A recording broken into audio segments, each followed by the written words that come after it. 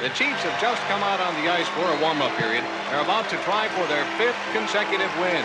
They're getting a good round of applause from their own booster club, who have traveled all the way from Charlestown to be here in Peterborough tonight.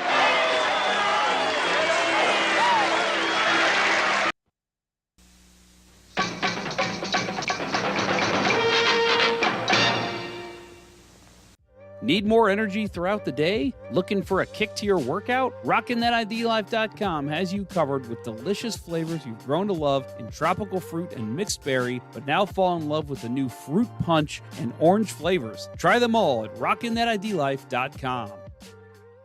Realtor Mike Burgoyne with Real Brokerage LLC makes the moving process easier. Work with a realtor who plays and studies the game and will work as hard as the boys on the ice to get you the best deal. Check out Mike on the web at strikewithmike.com and jumpstart your move today. That's strikewithmike.com. Welcome to episode 32 of season 11.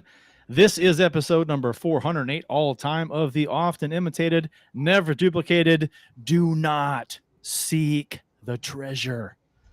We're the original St. Louis Blues hockey podcast, Let's Go Blues Radio. That's actually topical because the Blues are not seeking the treasure this season. Special thanks to our sponsors, RockinThatIDLife.com, StrikeWithMike.com, and CenterIceBrewery.com for proudly sponsoring the show. Please check them out. And don't forget to check out our t-shirt shop at Let'sGoBlues.com for the very best St. Louis Blues themed t-shirts at a fair price. Also, we had some people buy our stickers that are still for sale on the site, so check those out as well. Some Stag Beer parody stickers. Stag Beer parody. Stag Beer Blues hockey mashup stickers, I'll say. Not parody. Parody, not parody. No, mashup. Mashup. You're honoring them. Honoring, yeah, it's a mashup. Yes. Yes. The former Blues sponsor back in the day, Stag Beer. Way back in the day. Way back in the day.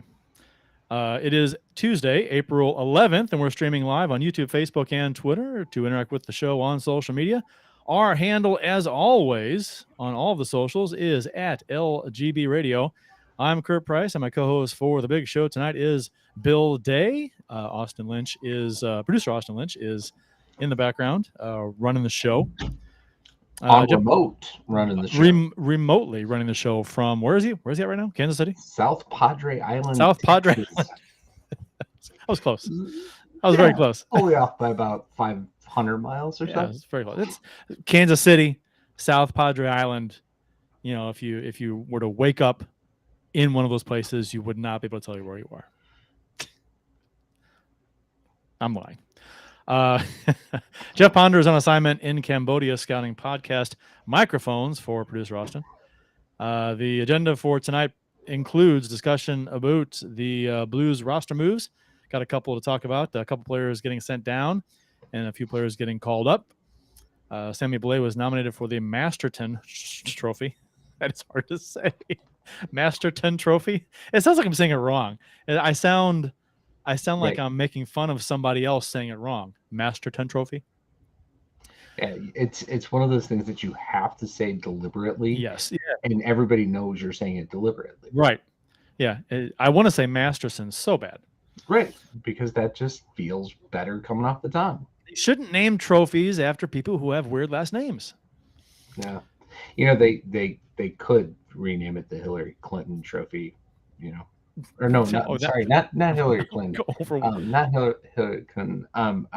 What's her name? Yet still she persisted, because that's what it's about, right? Perseverance. Oh yes, right. God, I don't know who you're talking about. Elizabeth Warren. Okay, yeah, right. Yeah, okay. Just to make it political, right? Well, people off right off the start. With the political discourse in this nation right now, I'm thinking naming anything after a political figure is probably just a bad idea. You're going to piss off half the people. Yes. The Blues come up short versus the Minnesota Wild. No goalie fights. And Quinnipiac beats the Minnesota Golden Gophers in overtime to win the NCAA Men's Hockey Championship. We'll talk about that a little bit. Our condolences to Jimmy Snuggerud, Blues prospect. And more on this exciting episode of Let's Go Blues Radio. Bill, how you been, sir? Working, And yeah, I'm ready to see the season come to a close. So, happy Have you that seen? we can have some resolution. Have you seen the title of the YouTube show? What I called it? I have not. I think everyone is ready for the St. Louis Blues season to be over. Yes, that's what it's called. I did not see that before this, and I agree with that so wholeheartedly. So yeah, I'm definitely ready. Yeah, and it's a shame because I think a lot of people were hopeful this team would be a playoff team. A lot of people were picking them to be, at worst a fringe team, right? Yeah. So well, I think we, before we do the season wrap up show next week, we need to go back and revisit our season prediction show so that we can totally rag on ourselves. Yeah, mine's not going to fare well. I think I picked the Blues to finish second or third in the division. Yeah, I think I said second wild card. So you might have. Price is Right rules. I win. I don't know. Everyone overbid, I think, on the Blues. Yeah, I guess so. Closest without going over, and we all went over. Right, yeah. So we all get to pick again. Hey, that's the rule. Price is Right rules. We all get to go again. I think the next thing we have to predict is where do we draft? Yeah. Well, that's just a shot. That's just a guess. I mean, I guess based on odds. We could finish anywhere, which we'll talk about in a little bit, because the Blues did clinch a lottery spot, which was exciting last night. So we'll talk about that in a little bit. But yeah, we can finish like 8th is the lowest we can finish. So that'd be nice. Get like a 3.5% or 4% chance at Bedard, whatever it would be. Official beers of episode number 408. You can follow each of us on the Untapped app.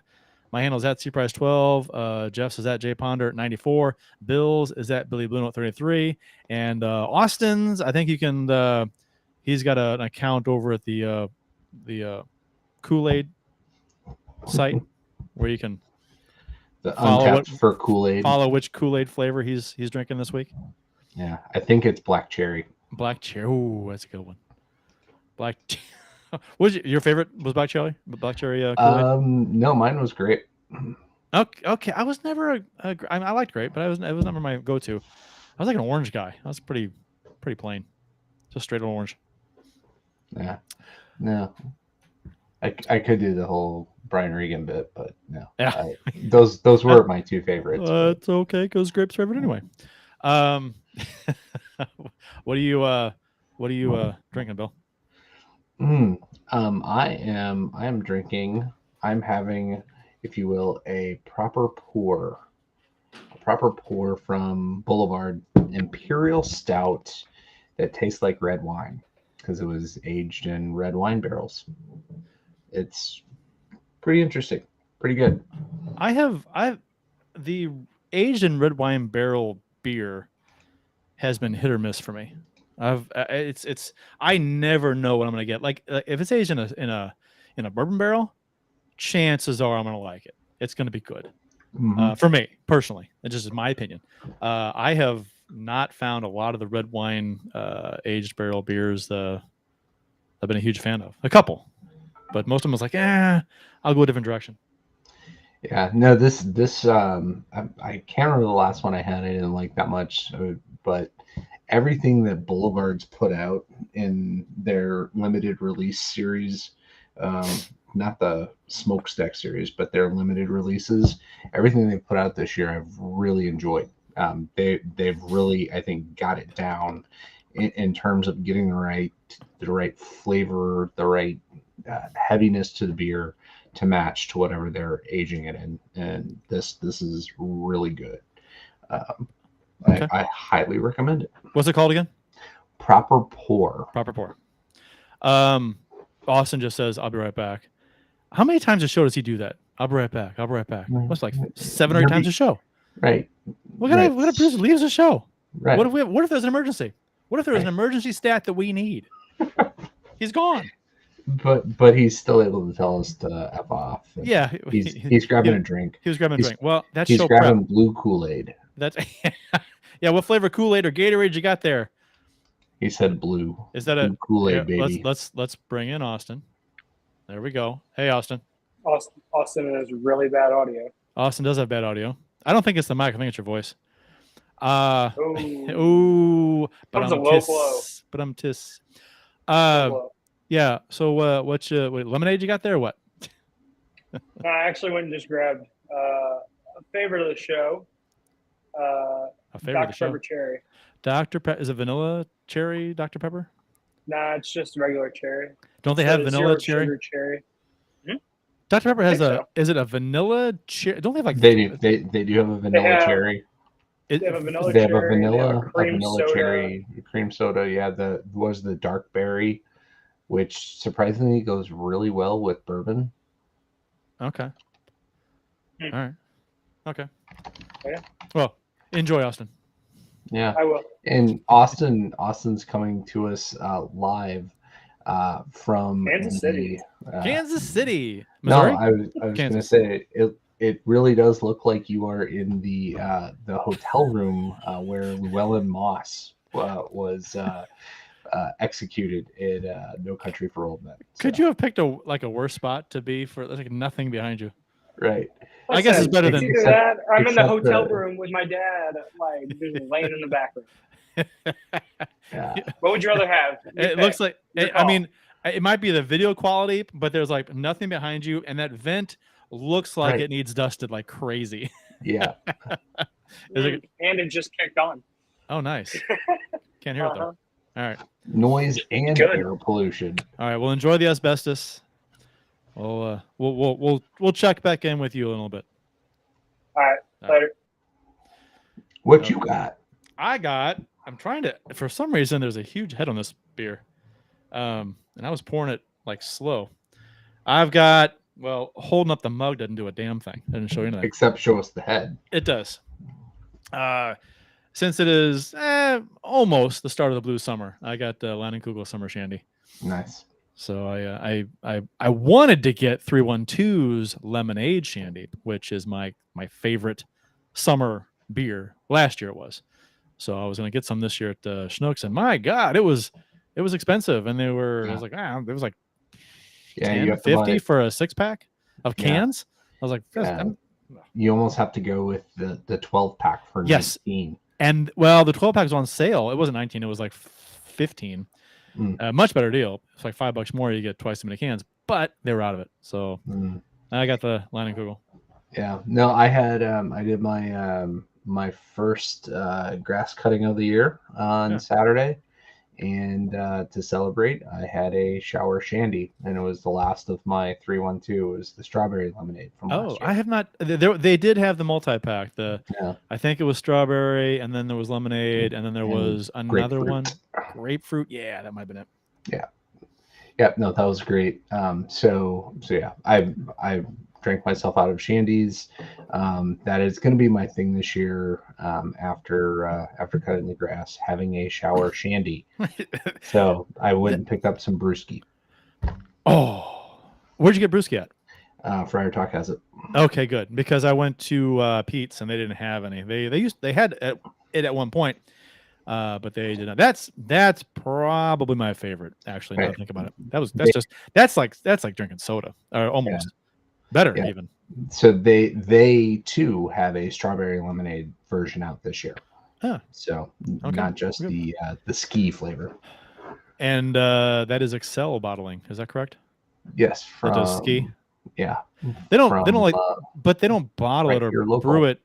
Yeah, no, look on the can. Because it says it's somewhere else, like Pennsylvania or something.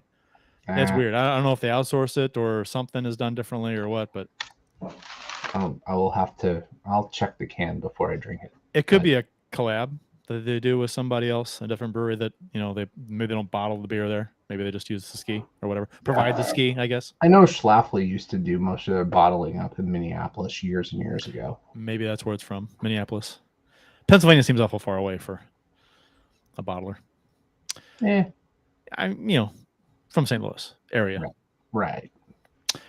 With the Ottawa Senators win on Monday night, the Blues cannot catch them in the overall standings officially, and the Blues are officially in the NHL's draft lottery this year, and guaranteed to have at least a 3% chance of winning the draft lottery, which would mean they would draft a generational talent in Connor Bedard.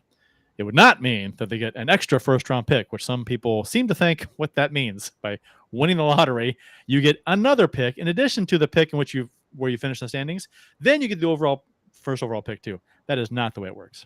No, that'd be a neat way to do it, but no, that's not the way it works. Yeah, no, it's like, if you go to Randall's and you get, you spend so much money, they give you raffle tickets to get a chance to win the right to buy something. You don't get the thing for free. I saw that and I was like, I had never in my life personally seen somebody that thought that that's what happened if you won the draft lottery. But sure enough, there was a handful of people in a Twitter thread, I think it was, that thought that by winning the draft lottery. You all right there? Sorry. It started laughing right at the wrong time. that wine barrel aged beer is it's getting me. Can't handle it. Can't handle your liquor. The NHL draft lottery this year is on Monday, May 8th at 7 p.m. Eastern time. So that would be 6 p.m. Central. So and that's going to be what's weird about that too is that it's during the playoffs, which I never really understood. I understand when you draft, you want to give teams time to formulate their draft strategy based on where they are in the standings and if they want to make any moves or anything and who they want to draft. But yeah, you can't have the draft lottery a week after the season's over and then have the actual draft a month later. Maybe it's not enough time. I don't know. But it seems like if you could space the stuff out more in the off season to maintain some interest in NHL in the off season. I don't know. Yeah. So is that going to fall like right at the beginning of the second round? May 8th. It's like a segue into. Well, playoffs start next week, right? One or of the rounds. This weekend. Yeah. So then that'll be the middle. The last game's Friday, April. So. Yeah, so the middle of April. It'd be 3 weeks. So yeah, it'd be second round. Yeah. Wouldn't be the beginning though. It'd be like the middle, right? Middle or the tail end of the second round. First round, somebody's almost guaranteed to go 7 2 games. weeks. 2 weeks. Yeah. Yeah. So middle of the second round. Something like that. Maybe. It's a very long shot that the Blues would win this draft lottery, but it is something to root for. Can you imagine? Everyone's like, okay, it'd be fun to root for, but it's not going to happen. But can you imagine if they actually did win the draft lottery? Right. And their one ball came out or whatever it is that's in the tube, in the hopper, I guess, came out as number 1 pick. I would celebrate almost like they won the cup. Yeah. I would be over the moon. That would be amazing. What year that happened?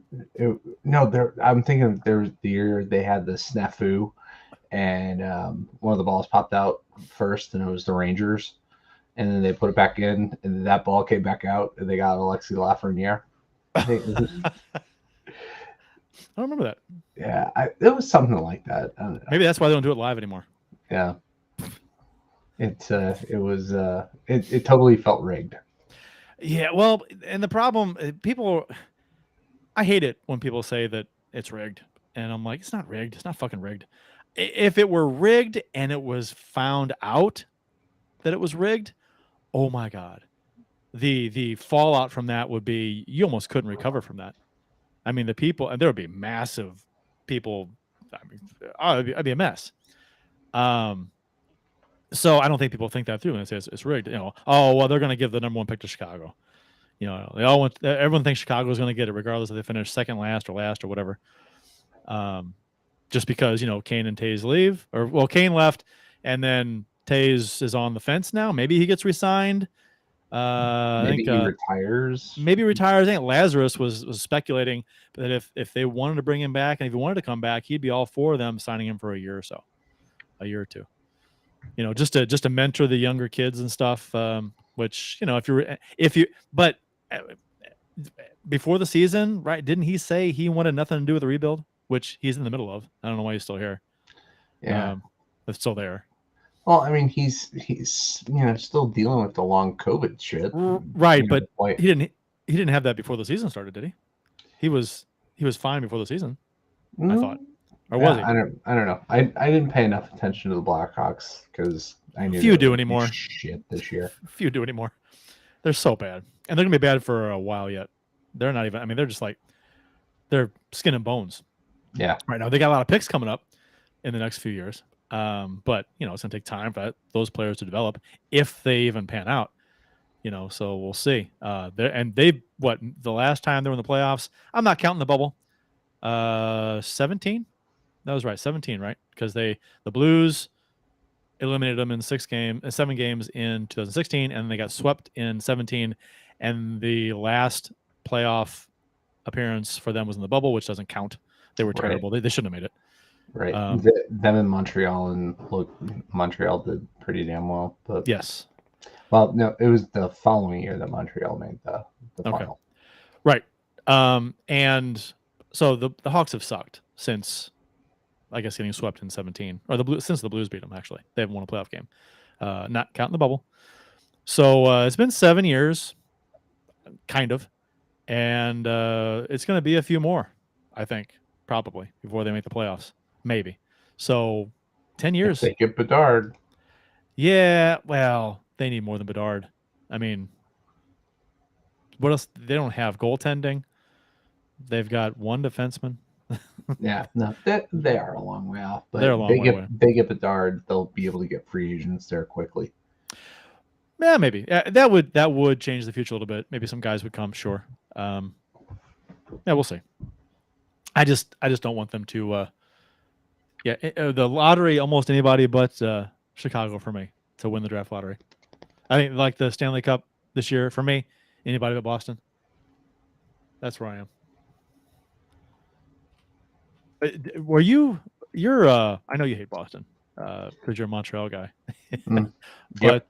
But so what team is it for you? Anybody but who this year? It's anybody but Boston. Okay. Followed closely by Colorado.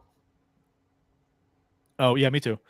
And if it were Colorado versus, I said this last week on the show, and I said to somebody else on Twitter, if it's Colorado versus Boston in the final, I am reluctantly rooting for Colorado. I don't want to. I hate Colorado. Yeah. But they're not Boston. So yeah. I would love to see the Bruins get upset in the first round, going in overconfident. The Penguins look like they did a pretty big favor. At least they were playing the Blackhawks and losing after the Islanders opened the door for them. So why am I looking it up on my phone? I'm at a computer. I am okay, so I always like to look at goaltending a little bit going into the playoffs, and Ullmark, he has 2 career NHL playoff games, and his save percentage is .860, and his save percentage is .860, and his GA is 4.16. Now, he's had an amazing season, but playoffs are a different animal. So he could continue the way he's playing. Right. He's no Tuukka Rask. Right. There's a lot of pressure on Boston this season too. So we'll see. We'll see how he responds to that, because goaltending is everything in the playoffs. You can a goaltender on a heater can win a series all by himself. And a goaltender who is playing piss poor, Roman Turek, can lose a series all by himself. Sure. Yeah. So the most important position on the ice in the playoffs is the goalie. So I think all eyes, and you know what? I don't think anybody's going to mention that. Your national guys your analysts. I don't think anybody's going to really touch on Allmark only having 2 games experience. I'm not even sure that's really a thing that's talked about as much anymore. As it used to be a thing all the time about playoff experience. Right. How much playoff experience do you have was a big deal.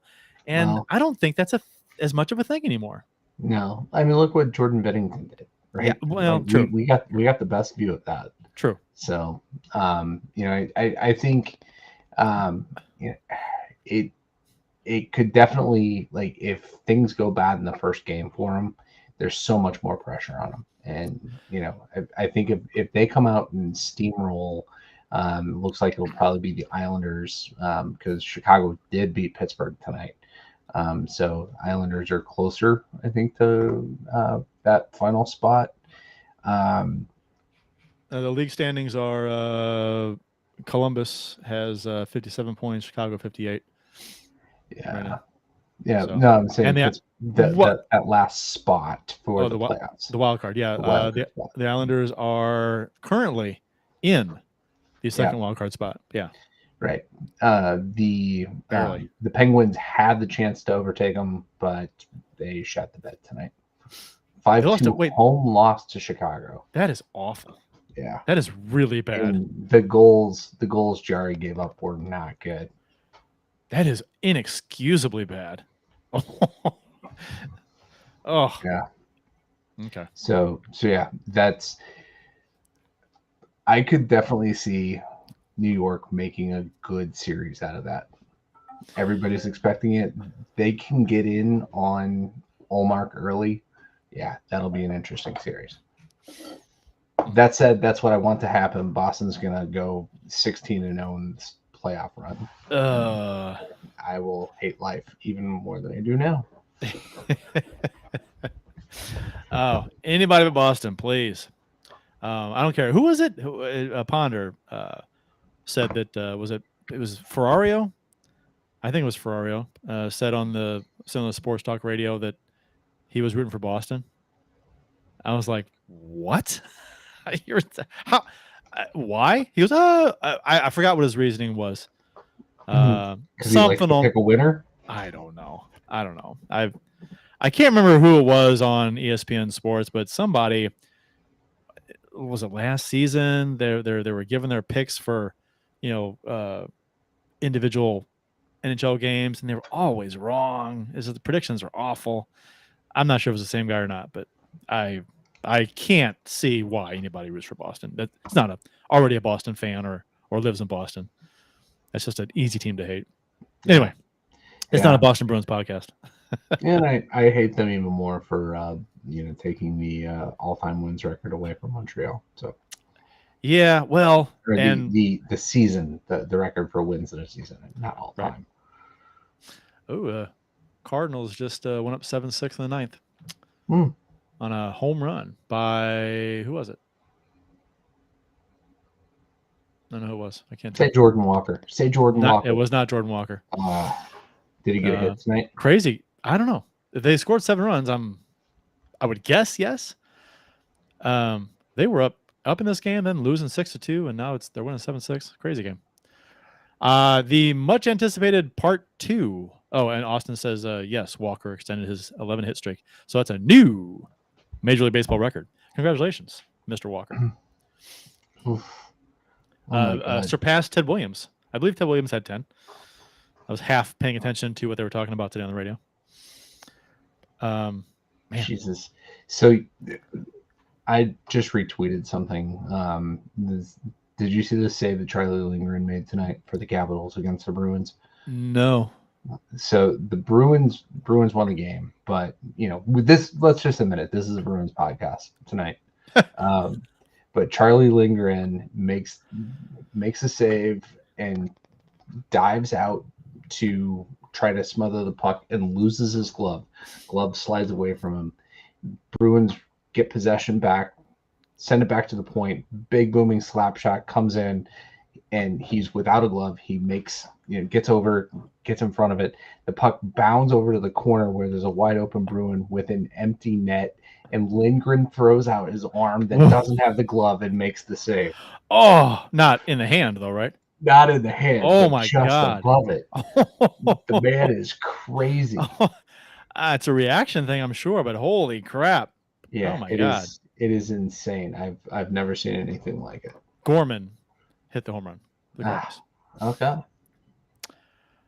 So the much anticipated part 2 to the Minnesota St. Louis game, which saw Bennington and Fleury almost fight in part 1 a couple weeks ago, was a bit of a flop. Even though the Blues played well for most of this game, Bennington started, Fleury did not. That was a disappointment.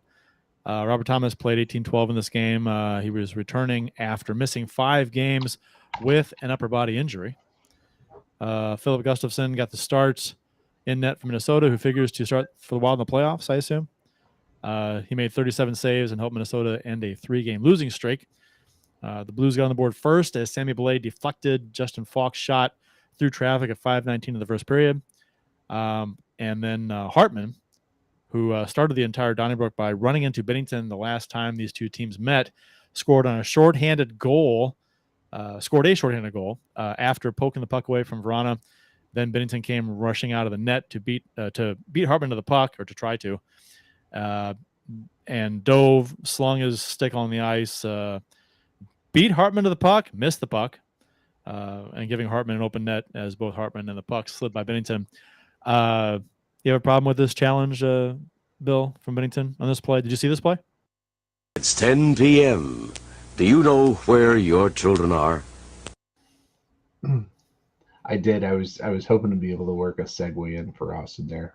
Okay. But first I have a very important question to ask. But he's Yes. just, he's a youngster, can't hold his wad. So, I did see the play, and it was enough for me to not want to watch the rest of the game. Well, that and what happened 20 seconds later, giving up a goal in this game, like 2 back-to-back shorthanded goals created by Ryan Hartman, was the exact opposite narrative that the Blues needed in this game. Oh yeah. And it's so indicative of how the season's gone. Just exactly what you don't want to happen happens. I'm almost glad that this game didn't mean anything, because if this game was important for the Blues and Hartman did that again, I would be furious that they let him do that. I would be beside myself if this was a game they needed to win to, I don't know, to move ahead of Minnesota in the standings, for example. I'd be furious. I'd be so pissed. But yeah, I'd say the game doesn't matter to the Blues aside from lottery positioning. So Justin Scott says, not sure where you guys are, but I'm going to restate what I said before. I believe in the team, and I truly believe if they fix their defense and get rid of Van Ryn, they can be in the playoffs next year. I agree with this completely. I think fixing the defense is hard, though. Personnel wise, if you can come up with a better strategy than the Blues employed, like giving up the front of the net for free, like leaving coverage to go to no coverage. That happens a lot, and that's weird. Bring in somebody who is pro shot block. Right? Well, the Blues have not been have been anti shot block in the Van Ryn era. Well, that means you got to play Bertuzzo more, because he blocks a lot of shots. Keep him as a regular third pairing defenseman. I'm not sure if they can fix the defense at all. The only way to fix the defense, and we've talked about this at length, is to fire Van Ryn. Is to do something different on defense. Is to fire Van Ryn and to come up with a different strategy there. I know Berube has hinted about revisiting their defensive strategy in the offseason, which has me a little bit concerned that he's going to do that with Van Ryn, as opposed to getting rid of him and bringing in somebody else. So we'll see what happens. For some reason, I'm not confident they're going to fire Van Ryn. I don't know why. Because the writing should be on the wall. He should be gone. There's no reason. Last 2 seasons, this defense has talented players, and they are objectively terrible for the most part. this season. So I don't know. Yeah, no, if if that's not one of the first things we hear, locker room cleanout day this end of this week, I'm going to be very disappointed. I think we'll have some rage on the show next week amongst the three of us. Yeah, no, I'm not. You're not going to hear rage from me until time passes to where it seems obvious that they're not going to replace him, because they do need to do it right away, right? You want to get a new guy in here pretty soon, and start work on strategies for next season with the defense. But if a few weeks go by and Van Ryn is still here, it's like, what's going on? So, yeah, I mean, I don't know what Mac T brought to the table this year, but nothing. I think Ott is a shoe-in to return if he doesn't get a head coaching job somewhere. But say he's gone, you've got to get rid of. You got to bring in a fresh set of guys to back the bench, and yeah, there's no end of people. Hopefully, we don't just get some retreads, but yeah, it'd be nice to get I don't know. You don't want to go too crazy, but it'd be nice to get I don't know, the Sheldon Keefe of assistant coaches, right? Get a younger, fresh face in there. It'd be kind of nice and refreshing. Like you said, a retread is not necessarily a good idea. It's not necessarily a bad idea either. I mean, it depends who you get. But probably one of the better defensive guys out there when Vancouver got rid of their coaching staff, Sergei Gonchar. He did wonders with Penguins defense a couple of years ago, and now he's in Vancouver. Gonna mentor Quinn Hughes. So somebody like that would have been great. But you got to think at this point, it's at least to us, we've been preaching it for a long time, so it feels like a no-brainer. Hopefully the decision's made, even if it's mutual. Just do something new. Yeah. Justin Scott says in the YouTube chat, the issue for me is it feels like an effort thing in some cases. People leaving coverage is a mental mistake, and I think they have talent on the blue line, but it's not coming together. I agree completely. I think this defense has a lot of individual talent. Has a lot of individual talent here. I've said this before. It's just not working together, and the system is not a good one for the personnel we have back there. And Jeff Ponder has just joined us rudely, just butted in here. Right, he got his suspension overturned. Apparently, you're back from Cambodia already. Rudely, I haven't even said anything. Yeah, well, you just popped in. I quietly snuck in and let you finish your thought. I was like, we're going to enjoy a nice little show here with just Bill and I shooting the shit. And now we've got. Is that it? No. I even complimented your glasses earlier. Did you? Thank you. I did. Thank you. It's in the comments. Scroll up. Oh, you know what? I realized I was ignoring the comments at first, so I apologize. I was too busy doing other stuff. So, the late guy, yeah, Jeff Ponder's name on screen, the late cheater. that late cheater. Now I'm that late cheater. I'll take it. So yeah. Have you been listening in, Jeff, or are you oblivious to what we're talking about? I listened in to the first about 5 minutes, so no. Okay. We're just kind of. So go ahead and please continue what you were saying. We're actually in the Minnesota game, right between the two shorthanded goals that Hartman was involved in, and we're just talking about the D. Kind of just talking in more detail about the D and taking some comments from the listeners here. Basically, I could have stepped in and just started talking about how bad our defense is, like I do in every show. I mean, and it would have fit. It's a really, really long broken record. Right. This season. Right. We've been on like a 5-6 minute tangent on the Van Ryn revisiting why he doesn't need to be here anymore. Yeah, which we do every week. Right. I was going to say. This is our favorite. This is like retire Pronger. right? Yeah, it's Guitar our 44. favorite dead horse. We just love to beat it. Finally worked. Yeah, hey, maybe that's what we just have to do every week. Keep saying it, and it'll happen because that's what happened with Pronger. I mean, and plus, every week we used to say, "Why not Binnington?" And right? Look what happened as a joke. I don't think anybody is joking when they want Van Ryn gone. No, this is not a joke. No, this is not a joke. Houston, this is not a joke. Or St. Louis is not a joke. So seemingly in the blink of an eye later, after Hartman scores, he then steals the puck from Kapanen, feeds Steele on a 2-on-1, who scores to give the Wild a 2-1 lead at 11:37 of the first period. This was the two fastest shorthanded goals since Steve Bégin and Blake Wheeler scored 15 seconds apart for the Boston Bruins on April 10th, 2010.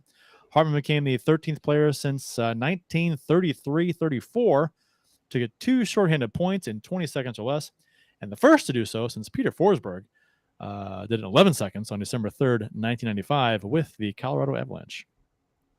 Who remembers Blake Wheeler of the Boston Bruins? I do. I remember him scoring a sick goal against the Blues as a Bruin.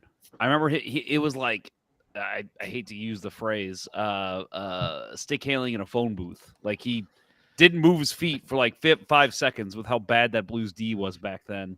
And he scored some sick goal on the Blues. Austin Lynch in the YouTube chat says, why not Van Ryn? Why not? Why not? And Jay Hughes says, Falk is the best defenseman we have. And then wait, is that Jack Hughes? Jack Hughes. Jack Hughes is a Blues fan? I didn't know that.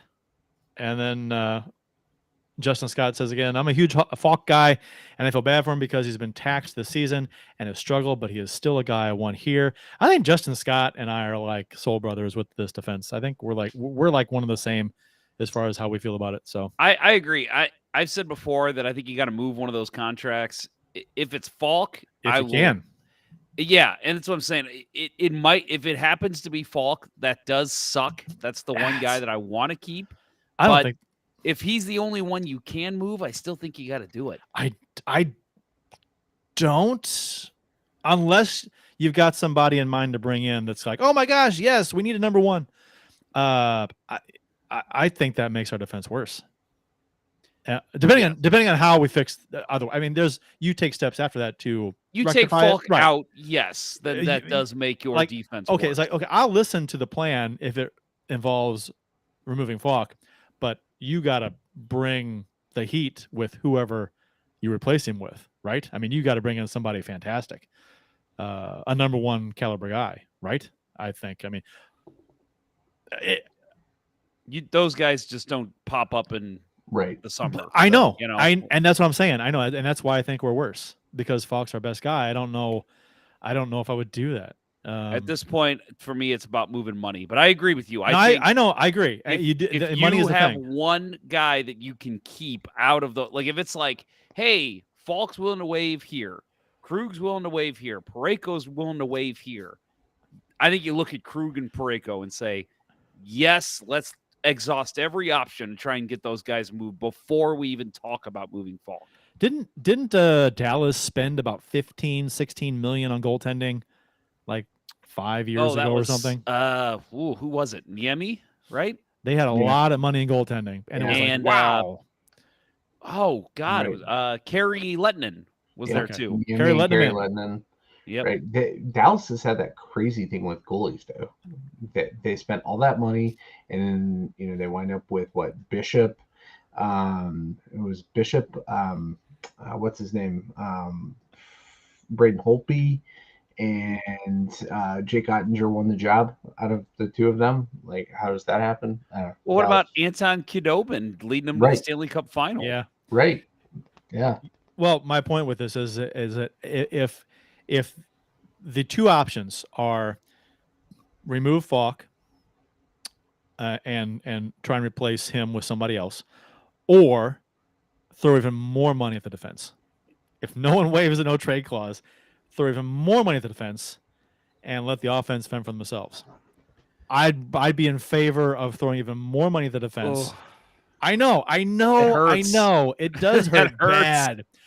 But and then eventually work on maybe when you can at some point in the future moving a defenseman. But I think this offseason, if you can't, you know what? Throw more money at it. Why not? Why not? You won't get O'Reilly back. I will say my issue with it is that you can't do anything else. You tie up more money in that D. But the problem is if you can't get any of those guys to waive, or you can't get guys traded because other teams don't want them, that really is your only option if you want to retool on the fly here. You can't just go into next year with an improved offense, like adding one or two guys offensively and just like, okay, let's give it another try, because this defense has proven they can't do it. So you're probably right, but man, it hurts to add more money to that defense. It seems so obvious to me that you add to the offense and you replace Van Ryn, and then you work on trying to get a no trade clause moved on defense that isn't Falk. And if you can do that, I think you're good. I think you work on bringing in a better defenseman or making a trade or signing a free agent there's not a lot out there, but whatever. Well, you got to figure that if Scandell, which we don't know, probably not, but if Scandell is done, I'm saying if he's done, if he's retiring, maybe he's ready to hang him up, Arizona will gladly take that contract.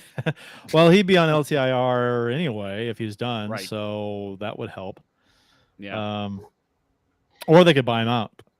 It would not be a lot to buy him buyout's out. more likely, just because he is a perfect candidate for a buyout. But if there is a way to move him, I think you obviously you got to try that route first. I mean, do you predict a buyout with the amount of the low amount of buyouts this franchise has had? Like almost none. Never. Right? So. Never. Do you predict a buyout? Yeah, there won't be a buyout. Never won a buyout. Well, and that's what he prides himself on. It drives me crazy. It's like, dude, you should have bought out like 10 of your signings. Well, he also prides himself on no buyout-proof contracts either, and it cost us Petrangelo. So, and it cost us having a league worst defense at a league high price. Yeah, that we still can't move. Yep.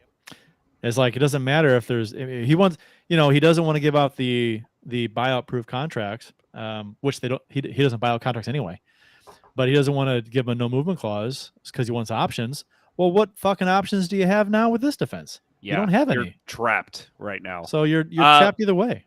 We got a couple questions. Divide by Zero's asking here: can you buy Krug out? Chances are someone picks him up for more than league minimum. Yes, you can. You can buy out anybody on this roster. But the issue is he's got 6 years left on his deal. Paying him for 12 years, right? You'd be paying him for 12 years because it's double the amount or double amount of years. And then you do save 75% of the contract, something like that. Yeah, spread out over 12 years. So you're going to be paying him DiPietro money, almost. And they're not going to do that. That's just not. This team doesn't have deep pockets like that. Nor I don't think any teams are really going to do that unless it's a Luongo situation. Not Luongo. I like Krug, but I think we need a new system for him to play in. That's where I'm at with Krug. I'd much rather, instead of trying to move defensemen and blow it all up, I'd love to see a new boss on the defense, a new defensive coordinator. I would love to see that to try and make this defense work together as a team, because I like the talent back there, but man, it's just not working this season at all, or last season, really. Divide by zero. No, one more question. Doesn't the buyout also lower the cap hit you face? Yes, it is half the cap hit, right? Well, is it half the cap hit? I thought it was whatever you're paying. 75% spread over 12 years. Divided by 12, whatever that is. Yeah. Well, he also says zero. Divide by zero adds. He thinks it's 4 years left on Krug's contract. That's probably true. Maybe. Look here. What did he sign? Did he sign 6 or 7 years when he signed here? I've got it right here. Or I should have it right here. Krug has one. Let's see. This at 1, 2, 3. He has 4, seasons left after this one. Yes. So that'd be 8 years. Yes. That's still a long time. I don't see them buying anybody out unless there's like 1 year left on the contract. Scandell is the only one. Yeah. That I could see them doing.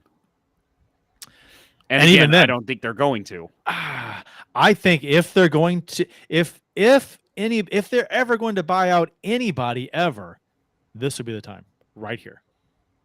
And if they don't do it here, they'll never do it. It makes no sense. I don't think they will. Man, they should. They really should.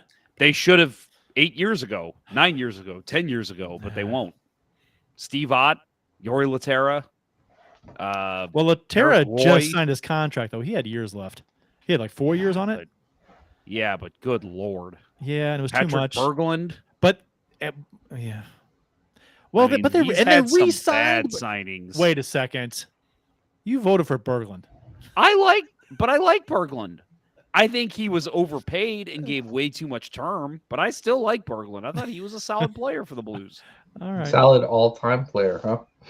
All-timer. I had I'll explain to the audience later, but I had to pick 5 left wings for the way that I structured my team. So that's the reason Berglund got the nod.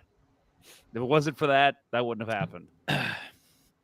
I saw, I was just looking at some of the picks, and I was like, oh, someone picked Berglund. Oh, that was Jeff. That's right. You like Berglund. I forgot. Yeah, but like I said, other situation, I'll explain the situation in the summer shows. I'm not making that pick. No, and just like as a little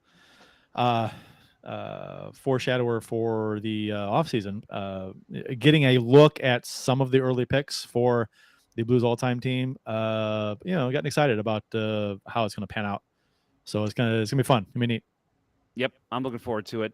We basically already have our lefty sorted. Now I just need to get everybody to rank them. But yeah, should be having some polls here coming out on Twitter pretty soon. So stay tuned for that. The Blues did have a good first period in this game against the Wild, a real good first period, except for a few seconds of the power play when they gave up 2 shorthanded goals. Inexcusable. But, that's been this season. This season has been inexcusable. Blues played a sloppy second, which the second period has been a problem with the Blues all season. We've never coined the term sloppy seconds before on this show with this team. No? Have we? I don't think so. No. Huh. No. That's a fail.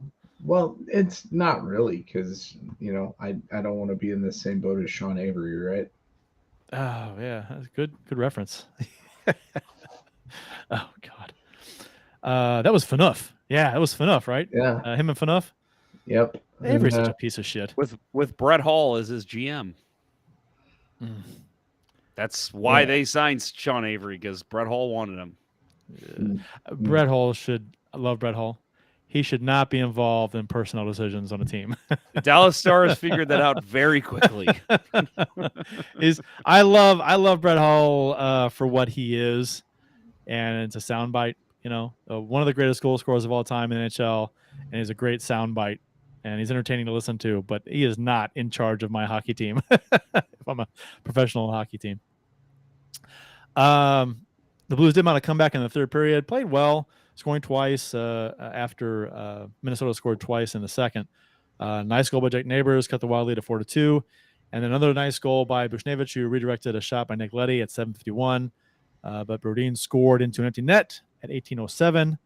Once again, the Blues didn't really do anything with the extra attacker. Were scored on fairly soon after pulling Bennington, which is, again, another big broken record this season. We should have a show of broken records. Things this team has been doing all season they couldn't fix. Bennington did make 25 saves in this game, and this left the Blues with 2 games remaining in the season tomorrow, Wednesday and Thursday. I know you kind of glossed over it, but that empty net again. Jesus Christ. Wow. They did have the puck, though. They pulled the goalie. They had the puck. So they had pulled possession. The goalie at the face-off. I know, which I was like, okay, fine. But, but they won the face-off and they had possession. I'm like, okay, this part of it worked. They got possession. I will never understand pulling your goalie before the face-off. You have to have, and the Blues were playing well 5-on-5. If you're down by a goal with like a minute to go, I get it. But there was like 2.5 minutes to go. So, I mean, they had time to win the face-off and then put the goalie, and, they were down by 1. They weren't down by 2. Down by 2, okay, I get it. Pull him earlier. You got to take more risks. I get it. But 2.5 minutes, you've got enough time. You don't have to pull 2.5 minutes. The Blues were pressuring like crazy. They had awesome pressure, and it was just they're going to score. And it was I don't know if you guys said the same thing I did when goalies pulled face off. I'm like, never mind, they're not going to score because Minnesota's going to score, and that's exactly what happened. Like, give them if they have good pressure for that long, 5-on-5. Give them a little bit more time. I even say a minute 30, minute 45. Maybe then you pull them. Give them a little bit more time. They were playing fine. Yeah, from a strategy perspective, that's got to be a thing that changes next year too. Like, if I'm Armstrong, I'm telling Berube, next year you don't pull the fucking goalie until it's under 2 minutes to go in the game because your team can't manage that. Yeah, puck management. Yeah, that one, the dump in. And nobody going there, and Brodin just had it's a long shot, but I mean, he had all the time in the world to get a good shot down the ice, and just a bad play, bad all around, and it kind of sums up the season for the Blues with the goalie pulled. It's just frustrating.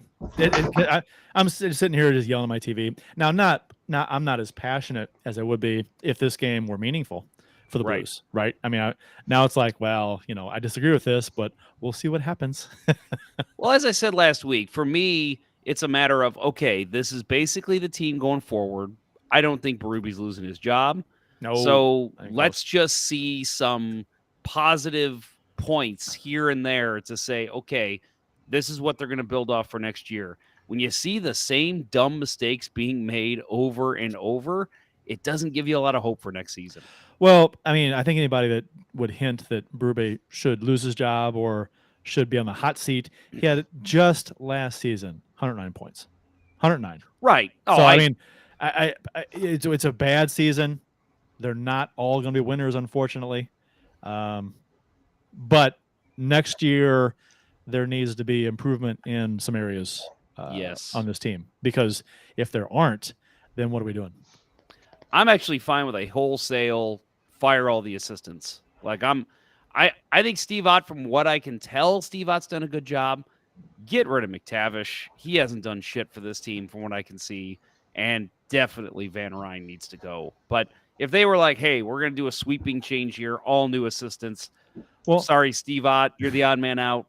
McTavish was relieved of his duties, his penalty kill duties early in the season when they couldn't stop anything.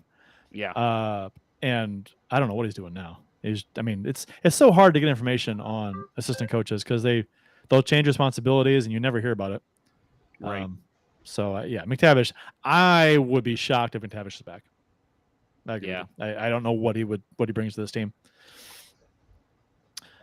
Let's see. Divide by 0 says I would not let go of Berube, but I would 100% remove the goaltending coach, the defensive coach, and the power play coach. I said, all assistants. From what I understand, Bennington's got a good relationship with Bill. Help me out. I'm forgetting his name here. The goaltending coach. I'm blanking on it. Dave. In my mind, I'm going Jake Allen. I know that's not it. Right. No, it's 2 first names, I'm pretty sure. Right. It is. David Alexander. That's it. From what I understand, they got a good relationship and they like Alexander.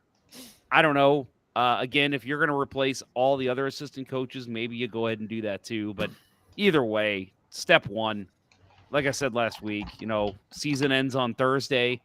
Friday morning, Mike Van Ryn, get out of here. Matt Get your Harris bags packed. You're leaving. Matt Harris, I'm kind of shocked. Says also he just learned about the whiteout in Winnipeg. Whoa. I've never watched hockey with the Jets in the playoffs. Crazy. You didn't watch in 2019? 2019? Yeah. When the Blues played in the first round? Because that was a great series. That is my favorite fan base to interact with. They are the best. They're fun. They're not fucking idiots like Colorado. They're not just fucking jackholes like Minnesota. Like, they are fun to interact with. So, yeah, I love the Jets in the playoffs. And they probably don't take their team for granted because they had a team taken away. Right. So, and they were without a team for a while. So that's, and they got a team back, thankfully. So they're, and they don't have an airport. So they do not have an airport. That's true. They don't have an airport.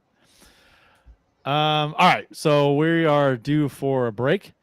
We'll talk about Sammy Blais getting nominated for an award, a major award. And the Blues make some roster moves. And we'll talk about some other stuff on the other side of this break from our amazing sponsors. You're listening to Producer Austin, Jeff Curtinbill on Let's Go Blues Radio. We'll return after these messages. Every beer league hockey night, I grab my hockey bag and sticks and throw them in the trunk of my car. And the very next thing I do, I mix up a boost of energy courtesy of RockinThatIDLife.com. It's formulated to break up its delivery in 3 ways, which helps me get through all 3 periods of hockey. Phase 1 provides a rapid onset of energy, concentration, alertness, and motivation. By period 2, I'm receiving a dose of sustained energy, increased focus, metabolism, cognitive function, performance, and feelings of well-being, which I need with the way I play. In Phase 3, I'm getting fatigue protection without jitters and crash, an elevated mood, and a reduction of fluid retention to help me make the big play when it counts. This same triphasic approach helps me when I drink it during work hours or simply just for a pick-me-up when I need it. Try one of the 4 energy flavors by visiting RockinThatIDLife.com, but make sure to email Dustin at RockinThatIDLife@gmail.com and tell him Let's Go Blues Radio sent you to receive an additional 10% off your order. That's RockinThatIDLife.com. Center Ice Brewery is a beer lover's dream for hockey fans. Based in St. Louis, Missouri, owner Steve Albers has been brewing hockey-themed favorites for thirsty sports fans since 2017. From the Beauty IPA to the Old Arena Lager, a cold, frosty, hockey-themed beer is just what the doctor ordered for hockey fans in St. Louis. Make sure to check your local beer store for Center Ice Brewery beer today. LGB. Let's go beer. During the magical 2019 playoff run, I was in the midst of buying my current home. Every time I spoke with my realtor, obviously, home buying was the discussion. But in the back of my mind, I couldn't stop thinking about what was destined to happen for our St. Louis hockey team. If only there were a realtor who could have walked me through the process, held my hand when needed, but was there to be a sounding board when I wanted to complain about a certain hand pass goal. Let realtor Mike Burgoyne with Real Brokerage be that for you. He'll have your needs top of mind as he skates you through the home buying or selling process, dangling you past any obstacles and assisting on all your home goals. Check out strikewithmike.com for more information or give him a call directly at 314-753-4060. That's Mike Burgoyne with Real Brokerage at strikewithmike.com, and that number again is 314-753-4060. Don't forget to tell Mike that Let's Go Blues Radio sent you. And now, back to Let's Go Blues Radio, the longest running St. Louis Blues podcast with Price, Ponder, and Day.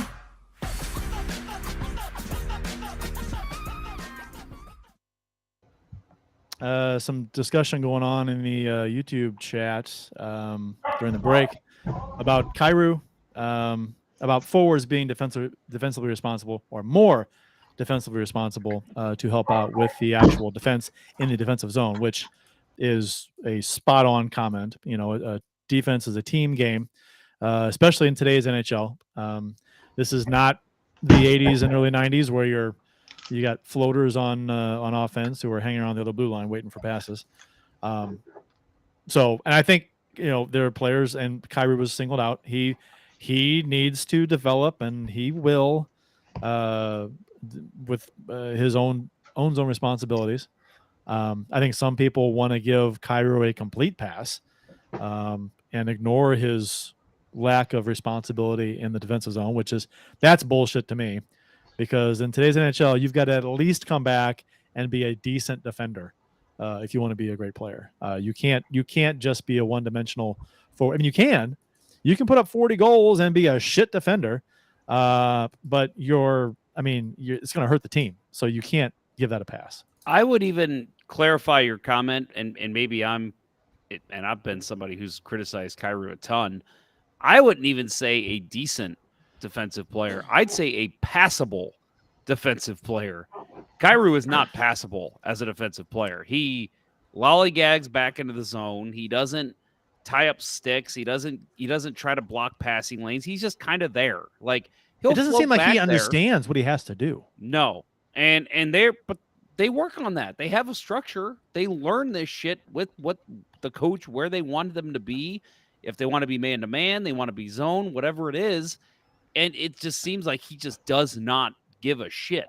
And to me, again, you don't have to be decent. You have to be passable. And right now, this season, he's been one of the worst defensive forwards I've seen in 15 years. He's bad. Awful. He's bad. And that's why he's getting criticized. Some people, they'll put up his stats and say he might score 40 goals this season. Yeah, he might.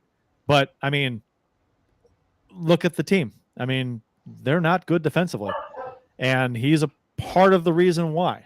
So that needs to be fixed. And if you're going to be an elite player in the NHL, you've got to be responsible in your own zone. You have to. So. Yeah. And Bill's having some issues. Doggy barking issues. That's all right. It happens. Yeah. So actually, I with Bill showing off his shirt last week, I should show mine. I just realized I'm wearing it actually. Oh yeah. Very Joseph nice. and Shovel Day. It's the fight shirt. Here comes Shovel Day. Very He'll nice. be thrown out of the game. I told the guy STL comes through again. That's right. I told the guy that's one thing that's missing from the shirt. On the back of it, it should say "Here comes Shovel Day." I'm like, that would really add to it. But I mean, this is a fucking beautiful shirt, though. Dennis Gearhart says in the Facebook chat, what do the Blues need to get back to the way they were back in 2019? Man, that's a whole show. That's a whole summer series. It's kind of what we've talked about a little bit today, though. It's like it's a complete defensive reset. For how they're scheming things. The defensemen are not defensively responsible. We've talked about this before. They leave coverage to go to areas where there is no coverage, and the person they left in coverage scores. That has happened a lot. That pisses me off to no end, because you've got it covered and you leave that and they score 3 seconds later. Yeah, we talked about that in I believe it was the game that we all went to, Bill, yes. right? Kurt, you weren't on the show yet that week. We talked about it, but there was a play, I think it was Scandella, that he had the guy covered in front, even cross-checked him, but then was like, oh, I need to make sure he doesn't pass back to the point, and like switched his angle. And that left a guy wide open in front of the net. And it's like, what are you doing, man? You had your guy. It's and to me, that kind of thing is not even something that should be taught. That's just common sense. And I don't know if that needs to be hammered home as like, hey guys, let's have a common sense 101 hockey 101 class for defensemen, because a defensive play, because we don't have it. It's just good. There are good hockey players. Parayko is a good hockey player. Falk is a good hockey player. Krug is a good hockey player. They're not playing good hockey this season. No. And it's brain farts. It seems like it's mental mistakes. It's systematic mistakes. It's a whole bunch of stuff. And it's the forwards. The forwards are not doing their part for the most part coming back. And your marquee guys, your Kyrous. Yeah, I think Thomas has gotten a little better maybe, but he was bad for a while too. Thomas and Kyrou, they got to be better. They got to be. Yeah. And really, I mean, if we're looking at the makeup of this team next year, not expecting to bring in a whole lot in by the way of free agents. Everybody's been happy with Jakob Vrana so far. he is going to be a bigger defensive liability next year if we're trying to buckle down and play a Berube style, defense first philosophy. Marana is going to be a guy that quickly gets turned on because he is a defensive liability. He works great this year when we don't really care, and they're not emphasizing that. But next year, it's I think it's going to be worse. And this, when we were talking about Kyrou, what the point I was going to make is I think this is kind of an off season where he needs to go and work with a defensive specialist to work on that end of his game. Because where's going back to Craig Conroy when you need him? I think is he still assistant GM in Calgary? Yeah, I think that's right. Actually, Yeah, we'll see. Maybe he gets promoted this summer. Yeah. So Calgary's. I think we'll see Daryl Sutter go back to the farm for a couple of years after this year. So yeah, there's going to be some regime change there.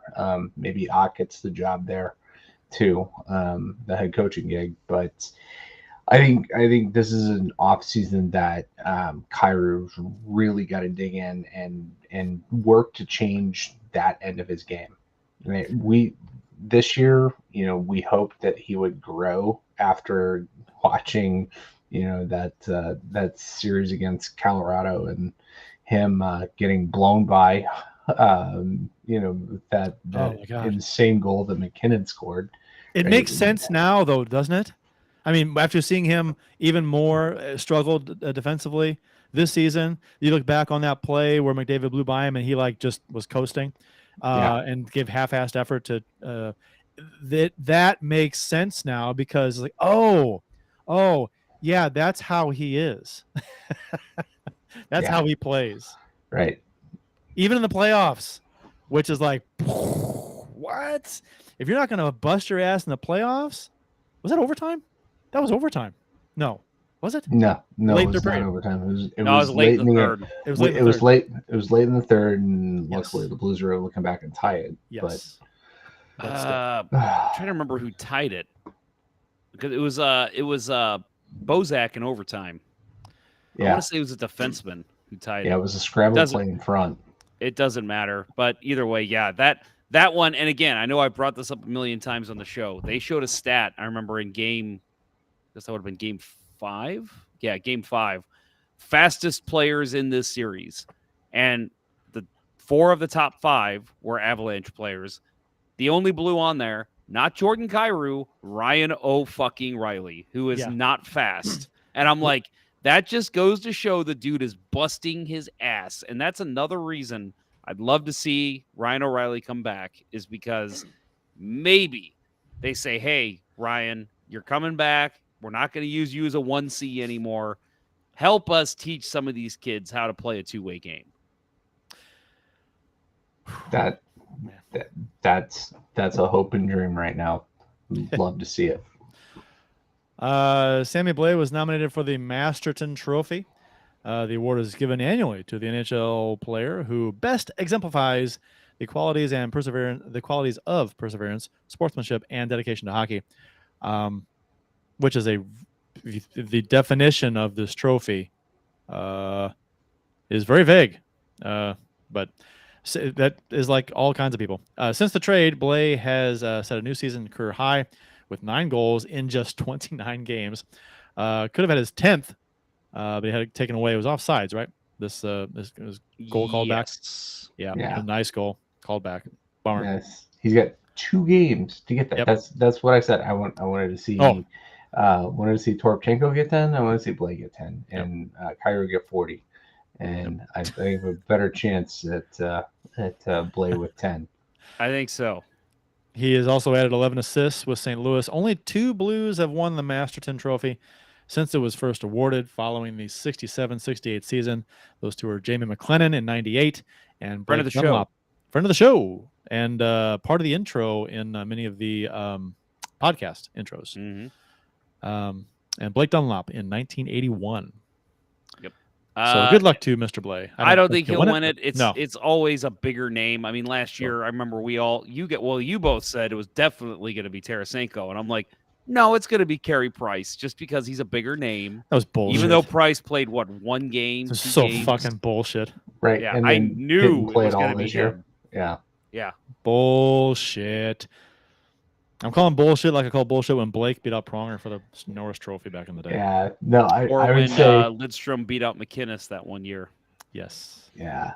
I would say that Sammy Blais has less of a chance of winning than if Shea Weber showed up, way out of shape and played the last game for the Canadians this year. Yeah. The Blues do assign Samorukov, Zherenko to Springfield. Samorukov, the notorious defenseman the Blues acquired in the Klim Kostin trade to Edmonton, played in 2 games. Didn't register a point. It was a -1 with 2 penalties in minutes. 1 shot on goal, 2 block shots, and 14.53 in average time on ice. I thought he was fine. I've been calling for it all year. Call this kid up because all I've been seeing is Springfield. And we're going to talk to friend of the show, Vanessa Graff, actually the first Summer Series show, about how the Springfield Thunderbirds have looked, certain players there. And all I've heard all season from her, from others, he has looked great. And I'm like, please call this kid up, give him another NHL shot. You can't let that be his only NHL game. So I was happy to see him get called up, and he played fine. We talked about it with Matt Kessel last week. Unnoticeable, which is exactly what you want out of a defenseman. Yeah, for a guy, especially for a guy that had the inauspicious debut, right? Yeah. He was very noticeable. Yes, he was game against the Blues. And Zherenko did not get into a game while he was up here. I'm not really sure why he didn't play. Why not? Yeah, we said last week. Why not play him? Just see what you got. Who cares? Yeah. But yeah, we'll see him eventually at some point, maybe. Tucker, Hofer, and McGing were recalled from Springfield on the 10th of April. The Springfield Thunderbirds don't play again until the 14th. The Blues season ends on the 13th. And the AHL season ends on April 17th. So Grice has been listed as out for the remainder of the season. So Hofer will back up Bennington in the final 2 games. Probably get the start on Wednesday, I'm assuming, in Dallas. So they'll likely finish the season here. Those players will then head back to Springfield to finish the season and then begin playoffs with the Thunderbirds, who are now, I think, they're currently in 3rd place. They clinched the playoff spot, but I think they're in 3rd right now, 80 points. So, yeah, good luck to them in the playoffs. Would love to see them get some back into the Calder Cup final and maybe win this year. That'd be great. Yeah, they came so close last year. Mm-hmm. Let's see. Next Stupid up, Josh Levo. It was his fault. Josh Levo. He was with the Chicago Wolves, and they won, and he was MVP. So it wasn't for him. Damn Josh Levo. Next up for the Blues, Wednesday versus Dallas at 6:30 p.m. It's on TNT, ladies and gentlemen. No more games are on Blais. So, and Thursday at Dallas at 7 p.m. I assume is also on TNT. I didn't look at the TV schedule for that one. That's probably ESPN. Yeah, it's maybe ESPN. Yeah. Okay. It's not. Yeah. It's not Blais. So, I will be at the game tomorrow night. So if Wednesday night, not Thursday in Dallas. So yeah, I will be there Wednesday. So anyone listening, last game of the season, let me know if you're there. Love to meet up with you. Rapid fire tidbits from around the NHL. We got the Calgary Flames were eliminated from the playoff contention. I wanted to say were eliminated from the playoff contentions Monday night. Just sounds cool. That needs to be a thing. Defeated by the Predators in the shootout. Predators playoff hopes were. Did you watch that game? I did not. I didn't watch. I mean, literally, it came down to a shoot, which it sucked that it came down to a shootout for me. Like, it went to overtime, and it was like, this is going to be the best damn overtime ever. I mean, playoff hopes on the line here, pretty much for the Predators, too. Like, loser basically go home. And then it had to go to a damn shootout. Wasn't as exciting. Still, though, very exciting game. Yeah, let's see, Nashville technically still alive. They are, I'm looking at the standings now. They are 3 points behind Winnipeg for the second wildcard spot. They both have 2 games remaining. So Winnipeg clinched. It's settled. Oh, is Winnipeg, it? Yeah. Winnipeg beat Minnesota tonight. It's settled. There you go. Their hopes are over. But as of last night, that was exciting to see them pull that out and still have their hopes alive. Okay. Oh yeah, they just updated the site. So I just refreshed and it showed the update. So yep, Seattle and Winnipeg got the wild card spots. Wow, this is the first time, with the exception of the COVID year, that the 2 wild card spots in the West were split between the divisions. Every other year, it's gone to the Central. Yep, Central's been so dominant, but this year rough weird year for the Central Division this year. Yeah, I mean, 204-point team. Well, 300. We got 104, 104, 102 making the playoffs. So yeah, but did you guess it was going to be Dallas, Minnesota, Winnipeg? Yeah. You mean Colorado, Dallas? Actually, Minnesota. I think you're right, Bill. I think you did. Dallas, Colorado, Minnesota, not Winnipeg. Colorado. Oh, that's right. Sorry. Yep. So still, Winnipeg making the wild card. Colorado and Dallas, yeah. Minnesota, no, I didn't see them doing that. Right, and I was pretty high on Dallas because they hired DeBoer. DeBoer always gets the team to the Stanley Cup final in his first year. Yep. So good luck next year, Dallas. And then they miss the playoffs next year. So. Let's see. Don't forget that in this game, Zach Sanford scored for the Predators.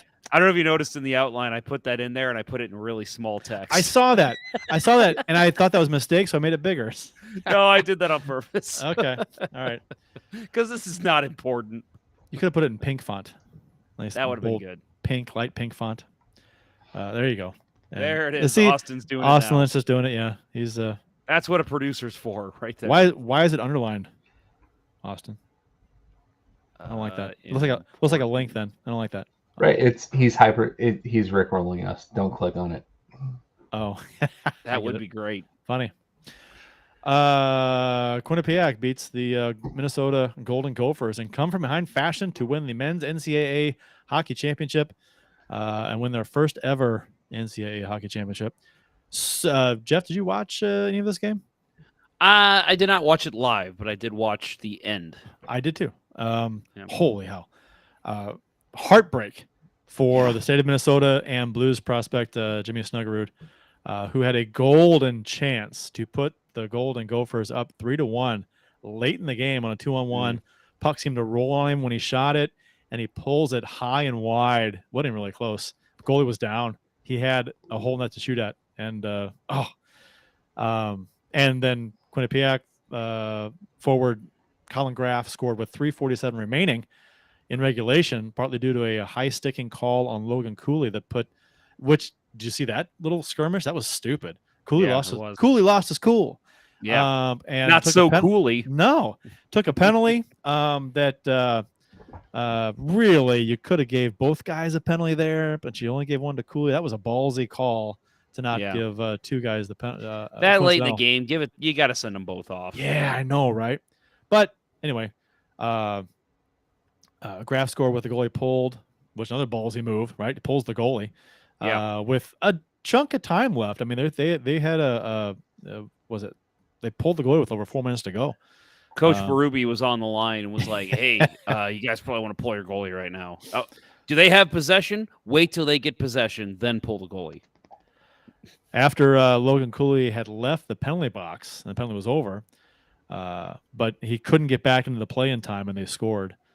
Jacob Quillen scored on a backdoor. In overtime. So in overtime, Jacob Quillen scored on a backdoor 2-1 pass, only 10 seconds into overtime. And for some reason, Minnesota chose not to start their best offensive players in overtime, which was weird. Yeah. No Snuggerud, no Cooley, no. Then they just, and 10 seconds in, boom, done. Yep. Wow. Crazy. I mean, it was a weird game. Yeah, and exciting. Hella exciting. Because Quinnipiac, if you only watch the third period, they dominated this game. 14 shots to 2 in the third period. They came at Minnesota hard and finally scored on a kind of a soft goal. Kind of a through the legs shot from an angle. And yeah, I was telling Bill before the show that it looked like maybe the goalie thought he was going to like throw it in front to pass, and he kind of was getting ready to slide across, and the 5-hole opened up, and the shot went on net, and it went through his 5-hole. Oh, oof. Tell you what, those college hockey Frozen Four games are some of the best hockey you'll see. God. Kids are just skating their asses off the whole game. And it's good hockey too. I mean, it's not just guys working hard. It is good hockey. Yeah, it is. Good systems in place. Yeah, and kids that care. They're not getting paid money. They just want to win. I mean, and the Minnesota players, some of them were crying on the ice afterwards. They wanted it. They thought they had it. That makes it so much harder. That's when what their head coach 3-1. Oh, you think you have it? 2-1. Wait, their head coach said, he goes, we had it. We had the game, and they took a penalty, and they can say they had the game. They did. They had a lead in the third period, but they were outplayed badly, and they're lucky they weren't. The game wasn't tied. Halfway through this third period. It's heartbreaking to you have to it wonder, tied though, up that late in the third period. If it did tie up halfway through, if that would have woke them up, maybe. Maybe you never know. That's true. Right. Giving up the goal at the wrong part of the period. Yep. It just sucks if you're a Minnesota fan to lose the game right at the beginning of overtime with your best players on the bench. Yep. That made no sense. That's rough. I think that because we've kind of every now and then we see that. We'll see, okay, let's not go best on best. Let's put, our second, third line out. Or defensive line, whatever. Or defensive line. I've seen a couple teams start 2 defensemen with 1 forward in the NHL. So I get that to a certain extent. Like, let them have their big guys have their chance early. Then we'll throw our guys out there and dominate. But the problem with that is you're playing the best players on the other team. They can score pretty quick. Minnesota was the number 1 seed, so weren't they home team? I didn't even pay attention. And wouldn't they have had last change? So they would have seen who they were starting. Quinnipiac was starting, and they could have matched. Yeah, but they're starting their best players. You don't have to look at that. Why? Well, Minnesota didn't. So I know that's the problem. Well, I know, but I don't know. Very odd decision to me. Yeah, I mean, still, you had they had 2-0 lead and they lost it. So, and this is 20 years now, 20 years without a championship for Minnesota, which is a long time for them. And the Gophers were 22-0 when leading after 2 periods this season, and they had a 2-0 lead. 2-0 and going into the third, or was it 2-1?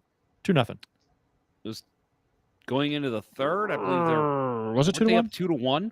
Maybe it was 2-1. I think you're right. Yeah. And what I realize now is when you asked for a funny soundbite, a funny movie quote at the beginning, we went with the wrong Coen Brothers movie. We should have gone with one of the Gophers references from Fargo. Oh, yeah, that's perfect. There you go. What you watching? Gophers. What did you go with tonight? Do not seek the treasure. Do not seek the treasure. Oh, wait. Yeah, okay. I think I got it. What is it? No, I don't. No, I don't. I don't have it. Oh, brother, where art thou? Oh, damn. I knew John that. We thought you was a toad. I love that movie so much. Everything in that universe is great. Coen Brothers are brilliant. Matt Harris says, where's Sanford's statue in St. Louis? Ken Morris says, Sanford's statue is in the men's washroom urinal at the local 7-Eleven. We have a couple of those. Which one? I'd like to go visit it and possibly pee on it. You're gonna see, you missed. I think you missed an opportunity. Well, urinal pee, I get it, but I was like, triumph the insult dog for you to poop on. For me to poop on. Yeah. Oh, and Connor Bedard's WHL career came to an end Monday night. You don't think he's gonna? Okay. With a Game 7 loss to Saskatoon, finished the 2022-23 season with 71 goals, 72 assists, 143 points in 57 games, 10 goals, 10 assists, and 7 playoff games. Bedard's WHL career ends with 291 points in 134 games. Pretty good. We talked to before the show, earlier in the show, about the Blues' chances with the lottery, since they're a lock to be in the lottery now, the draft lottery, and it's like a 3% chance right now. How amazing would it be if our lottery ball hit and we got the number 1 pick? I mean, we're celebrating that night, right? I mean, I told Bill, I'm like, I mean, it's not cup celebrate level, but it's not that far off. You're like really excited. And for me, the cup was like an all summer long celebration. For this, it's like, hey, boss, I'm not coming into work tomorrow. I'm gonna be up all night, and I'm just gonna be happy all summer thinking about it. Yep, exactly. So, I mean, it's not something you want to get your hopes up for, because 3%, not going to happen. But you never know. People win the lottery every day, millions to 1 odds. So it would be a celebration in St. Louis. It would be the top story here, even with all the other teams playing right now. Oh, it would be insane. I'd love it. It would, and it would piss off Chicago fans so much. Yeah, because they're right there in it. They may finish last overall and have the best shot at him. Detroit fans will be pissed. Fuck Detroit fans. I'm saying I would love to see Chicago and Detroit fans pissed off about that. Yeah, a little. Detroit. I mean, why Detroit? Because I hate Detroit. Oh, I don't know. But why would they be pissed at us? Just because we got the first pick? Yeah, and they didn't. Well, I know, but they're not. But their odds are going to be just as bad or not worse than ours. I was going with the approach that Chicago thinks it's almost in the bag, and we take the rug out from underneath them, kind of a thing. I mean, at the end of the day, Columbus is the one that's going to have the best chance. But we'll Bedard see. and Gaudreau, that would be kind of sick. Columbus has one more game, a game in hand on Chicago, and they're 1 point behind them. So we'll see. Oh, if I'm Columbus, I'm sitting everybody. You really should. Hey guys, we're dressing 10 players today. How awful! That's like one of the worst. I mean, let's be honest. This is one of the worst places for Bedard to go. Be Columbus. That'd be bad. I don't care if Gaudreau for NHL coverage, yes, but I would love to see Columbus come into that division in a couple of years and just wipe the floor with some of those teams that I do not like. Yeah, but then Columbus could be the team you don't like because they're not that far away. I want a new one. Rival. I want a new. There are rivals. I want a new team to hate. All right. Anything else to discuss, fellers? Jeff, you came in late. Anything you wanted to say? Any announcements? Not really. No. I mean, I guess I'll do my beer of the show was a Big Wave from Kona. Classic. Love this stuff. I turned my brother onto this. He actually never had it until the game I took. Well, he took me to one of the Blues games earlier in the year, and I took him to the bar by his seats, and I'm like, "Oh, you got to try Big Wave," and now that's the only beer he drinks. I love it. Anyway, no, I got nothing to add. I mean, we got summer shows starting up in 2 weeks now. Like I said, we're kicking it off with an interview with Vanessa Graff to talk about the Springfield Thunderbirds. Was going to get Amanda Levier to come on the second week before we started our all-time team shows, but unfortunately, she bumped me because she's going to Europe, and I was like, some fucking guest you are bumping me for Europe. She can't do the show from Europe? No, what a jerk, right? I mean, she doesn't have the right adapter. Right. That's what it is. Yeah, her prongs are facing the wrong way on the plugs. Right. But no, we will have another guest that second week. We just need a little thanks Blues for shortening, actually I guess for lengthening the summer for us. We are not fully ready for the all-time team talk yet. So that'll be probably about mid-May we'll be starting that. So either way, summer shows do kick off. So we got our season recap show we'll do next week. After that, we start our summer shows. We'll have some interviews to start. Then we'll get into the all-time team stuff. Plus, I would imagine we haven't talked about it. I would think the three of us will be back after the announcement of the draft lottery. So I don't know if you guys want to do that. Should do a show that week, but depending on where the Blues land, could be a fun one to do. Yeah, I think depending on where the work Blues some out. land. Yeah, right. Yeah. Matt Harris said, "Did y'all bring up the Horvat comments about Vancouver? Hilarious." In a post-game interview after a 4-0 home game win against the Philadelphia Flyers, the New York Islanders center was asked about the excitement from fans during the team's playoff push. It's been unbelievable. It's a lot better than Vancouver. I can tell you that for free. Horvat responded. I love it.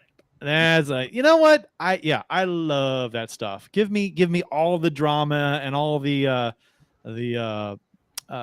players trash talking other teams' fans. Love it. Did I see that he walked it back a bit though? Oh, I'm sure he did. I don't know. I hope not. I think he said it wasn't exactly what he meant. Blah blah blah. Well, how do you not? How do you mean that some other way? Yeah, it's been I could be wrong on that. Maybe he went into detail why it was better than Vancouver, and it's like, oh, okay, I understand. Either way, sounds funny. Oh, he apologized for his comment about Vancouver. Because he didn't say it as Vancouver. Hey, yes. Vancouver. He clarifies too. He says the comment went viral. He goes, I didn't mean any disrespect of the fans of Vancouver, the teammates, or city of Vancouver at all. Horvat set up the team's morning skate before facing the Washington Capitals. It wasn't directed at them at all. Islanders fans were all excited, and I was excited to be in a playoff push. And it was just kind of one of those things where my emotions got the best of me, and I was just really happy to be there. So he was just, got caught saying something like genuine, right before thinking about it. That's essentially what he's saying. He was caught up in the moment, was genuine and emotional, and realized later, oh, that probably pissed people off. Better apologize. I get that a little bit, but yeah, I mean, come on, man, stick to your guns. Yeah, just be like, hey. This is fucking New York, man. We're having a blast here. Obviously, there's some kind of resentment there with him in Vancouver because to say, or maybe I don't know, maybe he thought, I can see telling that to someone in private and joking and laughing. Totally. But yeah, not to a reporter. Right. You talk to reporters. You got to figure the only time he saw playoffs was in the bubble. So maybe his comments was more like, it's better than Vancouver because I've never witnessed this before. I mean, I don't know. I'm not trying to cover for the guy, but maybe that is really all he meant. And in the moment, you're just not thinking of the right way to say things. Does anybody else really have to stop yourself from calling him Ho Borvat? Every time I see his name, every time I think of his name, I think Ho Borvat. Yeah, thanks for that. Yeah, you just ruined me. It was like earlier today in a work meeting when I said, man, you know what? I've had this song stuck in my head all day. You guys know Summertime by Will Smith? Oh, and I've always hated that song. And they were all like, great, now it's going to be stuck in our heads. And yeah, later I got a message from a coworker that was like, yeah, I've had to listen to it like 3 times because I can't get it out of my head. Austin. Hey. Yes. What's up? You and your bad microphone, your bad camera, and your. I was gonna say I think he's got one of those blur faces, like he doesn't want to be seen. Yep. Witness protection. That's what he is. Yeah. I didn't even help. I tried. Just put a thumb over your face, over the camera. Can't see right there. What's up, guys? Yeah. We don't want anybody to know that he's in Tony Gwynn Island. I thought it was Kansas City. Kansas City, not the good one. Missouri. No, I swear that the cartel's gonna roll up on him, just like in No Country for Old Men, because I'm pretty sure that's where he's at. Oh, that's a good. I haven't seen that movie in 10 years, 12 years, whatever it's been. Oh, that's a good movie. The Coen Brothers meet Cormac McCarthy. What a great combo. You have any parting words, Austin, before we close the show? Anything you want to say? How's what are your plans for tomorrow down in wherever you are? You don't even know. I think we're going to the SpaceX facilities, go get that rocket that they're getting all set up to launch. I think they're launching it next week. I think I heard. Cool. So, yeah. Cool. All right. I don't know what else we're doing. We're kind of just playing it by ear.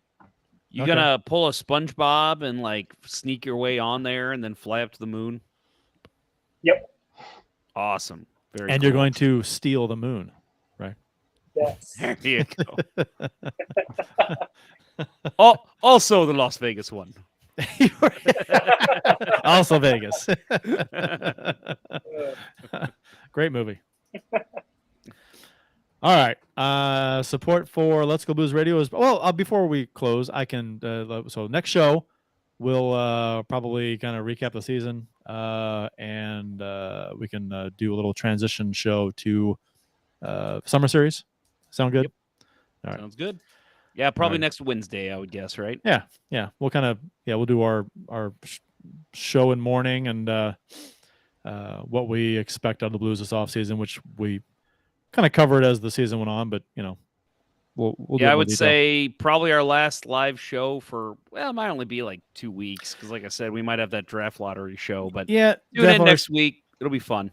Draft lottery show, or who knows? Maybe if something amazing happens in the playoffs, we'll want to come on and talk for a half an hour about something if we're all available. I don't know, whatever. We'll see. Ryan O'Reilly winning the Stanley Cup. Well, or something, something with a former Blue. I don't know. Yep. Support for Let's Go Blues Radio is brought to you in part by ID Life, the world's only truly personalized vitamin platform based on a health assessment of your DNA. Visit rockinthatidlife.com for more information. That is rockinthatidlife.com and get 10% off by emailing Dustin at rockinthatidlife@gmail.com and tell him Let's Go Blues Radio sent you. And by Mark Burgoyne from Real Brokerage Realty. Visit strikewithmike.com today for all of your home buying and selling needs. That's strikewithmike.com. And by Center Ice Brewery, St. Louis's tasty hockey-themed beer. Check out your local beer vendors for availability. That's Center Ice Brewery beer. Please drink responsibly.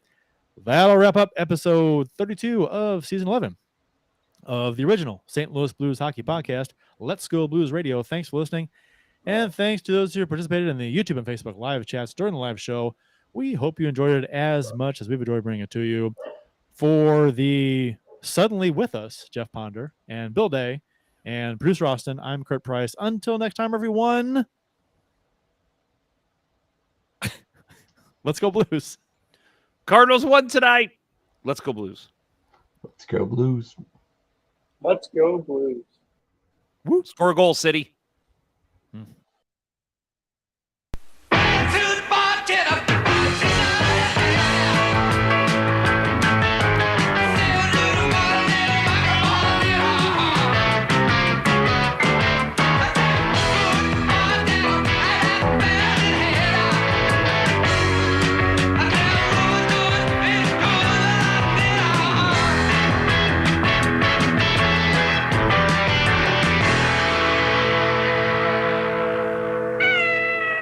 Sit, Ubu, sit. Good dog.